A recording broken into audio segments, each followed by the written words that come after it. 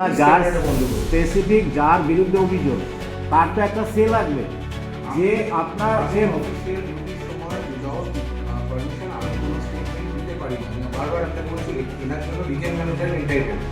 বংশীহারির সংলগ্ন জোরদিঘির চাঁদমুখ এলাকায় 11,000 ভোল্টের বিদ্যুতের লাইন স্থানান্তরকে ঘিরে তীব্র চাঞ্চল্য ছড়িয়েছে। অভিযোগ, দীর্ঘদিন ধরে ওই উচ্চ ভোল্টেজের লাইনটি ব্যবসায়ী সঞ্জয় ঘোষের দোকানের একেবারে পেছন ঘেঁষে রয়েছে। এতে বড় দুর্ঘটনার আশঙ্কা তৈরি হওয়ায় লাইনটি সরানোর দাবি ওঠে। অভিযোগ, এক বহিরাগত ঠিকাদার সংস্থার স্থানীয় এজেন্ট শিশির সরকার ব্যবসায়ীর সঙ্গে সংস্থার কর্ণধার অমল কর্মকারের পরিচয় করিয়ে দেন। অমলবাবু জানান, সরকারি কোটেশন করে কাজ করতে গেলে 6 মাস সময় লাগবে, তবে তাদের মাধ্যমে ডিভিশনাল ম্যানেজারের সাহায্যে মাত্র 7 দিনে ইলেকট্রিক পোল স্থানান্তর করে দেওয়া যাবে। পরে অমল কর্মকার ব্যবসায়ীকে ডিভিশনাল ম্যানেজারের অফিসেও নিয়ে যান, সেখানে নাকি একই আশ্বাস দেওয়া হয়। অভিযোগ আরও, ওই দিনই কোটেশন বাবদ শিশির সরকার সঞ্জয় ঘোষের কাছ থেকে 1,40,000 টাকা নেন, কিন্তু কোনো রসিদ বা কোটেশন দেওয়া হয়নি। 7 দিন পার হলেও কাজ না হওয়ায় ব্যবসায়ী জানতে পারেন শিশির টাকাটি ঠিকাদার সংস্থাকে দিয়েছে বলে দাবি করছে। আবার সংস্থা বলছে টাকা নাকি ডিভিশনাল ম্যানেজারের কাছে জমা হয়েছে, ফলে দালালের মাধ্যমে বেআইনি অর্থ লেনদেন ও অনিয়মের অভিযোগ ওঠে সংশ্লিষ্ট দপ্তরের আধিকারিকের বিরুদ্ধে। এ বিষয়ে সোমবার ডিভিশনাল ম্যানেজার নীলাঞ্জন মণ্ডল সংবাদ মাধ্যমের কোনো প্রশ্নের উত্তর দিতে চাননি। আমার এমবিবি মার্বেল নামে একটা দোকান আছে, সেই দোকানের পেছন সাইডটাতে একটা ইলেকট্রিক তার রিক্সিভাবে চলে গেছে। সেই তারটা সরানোর জন্য আমি অফিসে যোগাযোগ করেছিলাম শিশির সরকারের মাধ্যমে। তো শিশির সরকার অমলবাবু নামের একজন এজেন্সিকে ধরে নিয়ে এসে দিয়ে বললেন যে আমাদের যে ডিভিশন ম্যানেজার আছেন ওনার আত্মীয়, এনাকে ধরলে কাজটা তাড়াতাড়ি হয়ে যাবে, নয়তো 6 মাস টাইম লাগবে। এটা অমল সরকারও আমাকে বললেন, অমল কর্মকার। তারপর অমলবাবুকে আমি বললাম যে কত টাকার এস্টিমেট লাগবে, তখন বললো 1,50,000 টাকা। আমি শিশির সরকারের মাধ্যমে 1,30,000 টাকা সঙ্গে সঙ্গে ক্যাশ টাকা দিয়ে দিলাম ওনাকে। পরক্ষণে অমলবাবু বললেন যে ডিভিশনাল ম্যানেজার আপনাকে দেখা করতে বললেন এখনই। আমি অমলবাবুর সঙ্গে সরাসরি ডিভিশনাল ম্যানেজারের রুমে গেলাম। ওনাকে আমি বললাম যে স্যার আমার কাজটা আর্জেন্ট আছে। তো ডিভিশনাল ম্যানেজার আমাকে বললেন আপনি রেডি আছেন তো তাড়াতাড়ি কাজ করার জন্য? বললাম হ্যাঁ স্যার আমি রেডি আছি। ডিভিশনাল ম্যানেজার আমাকে বললেন 7 দিনের মধ্যে আপনার কাজ হয়ে যাবে, আপনি অমলবাবুর সঙ্গে যোগাযোগ করে নিন। আমি 7 দিনের মধ্যে কাজ করার জন্য উদ্যোগ নিয়ে আগেই টাকা পয়সা কমপ্লিট করে দেওয়া ছিল। পরক্ষণে যখন 20 দিন 22 দিন পার হয়ে যাচ্ছে, তখন আমি যখন অমলবাবুকে জিজ্ঞাসা করলাম আমার কাজটা হচ্ছে না কেন। শিশিরবাবুকে বললাম, ওনারা শুধু সময়ের পর সময় নিয়ে যাচ্ছে, যে অ্যাপ্রুভাল আসেনি তার জন্য কাজটা হচ্ছে না। তাই আমি বললাম যে আমি যে টাকাটা দিলাম আমার টাকার রিসিপ্টটা দিয়ে দেওয়া হোক, আমি তো লিগাল প্রসিডিংয়ে দিয়েছি। তো ওনারা তখনই বলেছিল যে 7 দিনের মধ্যে যদি কাজটা হয়ে যায় তখনই আপনাকে আমি রিসিপ্ট সব দিয়ে দেবো। তো আমি জানি লোকাল ছেলে এর মধ্যে ইনভলভ আছে, আমি পেয়ে যাবো রিসিপ্ট টাইম মতো। কিন্তু অমলবাবুকে বারবার বলার পরে যখন আমাকে রিসিপ্ট দিচ্ছে না, তখন আমি একদিন ওনাকে প্রেশার করলাম, আপনি আমার টাকা ব্যাক করবেন আজকে, নয়তো আমার কাজ করে দেবেন। অমলবাবু আমাকে বললেন যে টাকা আমার কাছে নেই, ডিভিশনাল ম্যানেজারের কাছে আছে।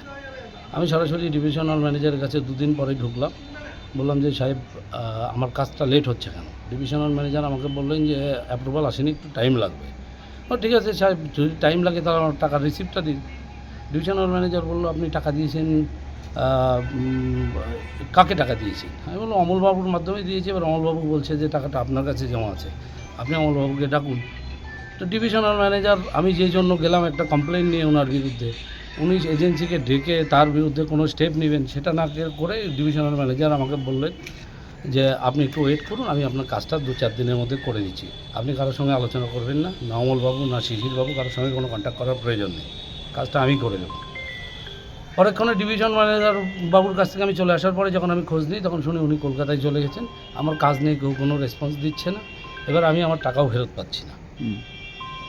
এবার আমার যথাযথ ধারণা এই অমলবাবু যে আছেন, আমি শিশিরবাবুর মাধ্যমে জানতে পারলাম উনি দুর্গাপুর থেকে এসছেন।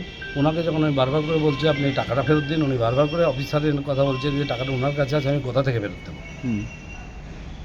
তো তাহলে কি দেখুন, এই একটা জায়গায় সংশয় তৈরি হয়, এই জায়গাটায় আমি যখন তার বিরুদ্ধে একটা কমপ্লেন নিয়ে গেলাম, সঙ্গে সঙ্গে তার উচিত ছিল অমলবাবুকে ওখানে ডেকে তার বিরুদ্ধে অ্যাকশান নেওয়া, প্রশাসনকে ডাকা বা আমাকে বলা যে আপনি একটা লিখিত কমপ্লেন দিন, আমি এজেন্সির বিরুদ্ধে স্টেপ নিচ্ছি। উনি সেরকম কোনো কিছু না করে আমাকে বলছেন আপনার কাজ হয়ে যাবে। একদিকে আমি কোনো কোটেশনের রিসিভ পাচ্ছি না, অন্যদিকে কোনো কাজ হচ্ছে না। আমি কীভাবে ভাববো যে উনি এর মধ্যে ইনভলভ নেই? তো কি চাইছেন আপনি? আমি চাইছি যে আমার যে টাকাটা আছে ইমিডিয়েট আমার টাকাটা ফেরত দেওয়া হোক, আর আমার কাজটা সরকারি রুলস অনুযায়ী যেভাবে হয় লিগ্যাল প্রসেসিং করে আমার কাজটা কমপ্লিট করে দেওয়া হোক, কারণ ওটা একটা রিক্সি পজিশনে আছে। এই বিষয় নিয়ে আমি বলতে চাই যে ডিএম সাহেবের এক আত্মীয় অমল কর্মকার উনি আসেন, সঞ্জয় দা আমাকে বলেছিল যে আমার জমির উপর দিয়ে একটা 11,000-এর তার আছে, সেটাকে সরানোর জন্য। তো আমি যথাসময়ে অমল কর্মকারকে ফোন করি। অমল কর্মকার আমি গিয়ে সাইডে গিয়ে ভিজিট করি। ভিজিট করার পরে বলছে যে এই তার সরানো আর পোল সরানোর জন্য 1,50,000 টাকা লাগবে। রীতিমতো হচ্ছে সঞ্জয় ঘোষকে নিয়ে ডিএম সাহেবের ঘরে অমল কর্মকার গিয়ে দেখাও করায় এবং 7 দিনের মধ্যে কাজটি হওয়ার কথা বলে। ডিএম সাহেব এটাও বলে যে টাকা রেডি করুন, আপনার কাজ 7 দিনের মধ্যে হয়ে যাবে। আমি যথাসময়ে অমল কর্মকারকে ডেকে 1,30,000 টাকা দিয়ে দিই। 1 লাখ টাকা ক্যাশ দেই আর 30,000 টাকা বাইকের শোরুমে পেমেন্ট করি অনলাইনে। দেওয়ার পরে 7 দিন পেরিয়ে যায়। আজকে কাজ হবে, কালকে কাজ হবে বলছে, কিন্তু কাজ আর হয় না। এদিকে সঞ্জয় ঘোষ আমাকে বলে যে কাজটা কেন হচ্ছে না, এবং সঞ্জয় ঘোষও ওই অমল কর্মকারের সঙ্গে ফোনে অনেকবার কথা বলে, বলছে যে 7 দিন পরে কাজ হবে, 10 দিন পরে কাজ হবে, এইভাবে ডেটের পর ডেট দিতেই থাকে। তারপরে টাকা পরে অস্বীকার করছে যে উনি টাকা নেয়নি। এটাই আমার বক্তব্য। এর সঙ্গে ডিএম সাহেবও জড়িত আছে। টাকা কার হাতে গিয়ে পৌঁছেছিল? আমি তো অমল কর্মকারকে দিয়েছিলাম, কিন্তু অমল কর্মকার স্বীকার করেছে যে আমি ডিএম সাহেবকে টাকা দিয়েছি। ব্যুরো রিপোর্ট, উত্তর বাংলা সংবাদ।